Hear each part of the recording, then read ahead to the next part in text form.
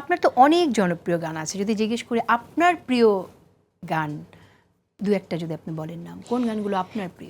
আমার প্রিয় গান তো তোমরা বলবে, আমি তো বলবো না। আপনার প্রিয়, আমার আপনার নিজের গান কোনটা আপনার ভালো লাগে? আমার প্রতিটি গান যখন তৈরি হয়, ইটস লাইক মাই বেবি। এক একটা গান আমার কাছে এক একটা সৃষ্টি। আমি যখন একটা গেয়ে ফেলি, গাওয়ার পরে মনে হয় আহা, আরো যদি ভালো করে গাইতে পারতাম, তখন মনে হয় যে না, পরের গানটা আমি আরো ভালো করে গাইবো। থেকেই যায়। হ্যাঁ, মানে আমাকে আমার ভালো পারফরমেন্সটা দেওয়ার জন্য আমার একটা চাহিদা আছে ভেতরে, আমার একটা ভেতরে একটা চাওয়া আসে যে আমি একটা ভালো গান আমি গাইবো। একটা সৃষ্টি তো একা হয় না, একটা ভালো সুরকার। কোন গানটা আপনার মনে হয় যে আপনি ঠিক ভালোভাবে গাইতে পেরেছেন, একটা তৃপ্তি এসেছে আপনার ভেতরে? অ্যাকচুয়ালি তৃপ্তি হয় না, জানো, শিল্পীদের তৃপ্তি এত সহজে হয় না। আমি আমি আমি সেটা বিশ্বাস করি। আমি নিশ্চয়ই আরো বড় আমার শ্রদ্ধেয় গুণীজন কাউকে জিজ্ঞেস করলে তারা হয়তো একই কথাই বলবে। হ্যাঁ, এটা আমরা সবসময় শুনে এসেছি যে গুণী শিল্পীদের ভেতরে তৃপ্তিটা তো সহজে আসে না।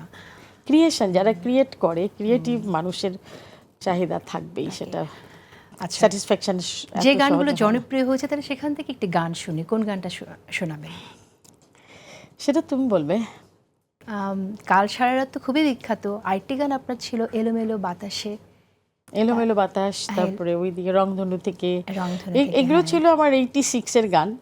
মাকসুদ জামিল মিন্টুর কম্পোজিশন সুর করা, এবং ভালো ভালো কিছু গীতিকার ছিলেন, লিখেছেন শেখ ইশতিয়াকের মতো, সো আব্দুল হাই আল হাদি, তারপরে আর কিছু ভালো ভালো গীতিকারের কাজও আমি করেছি।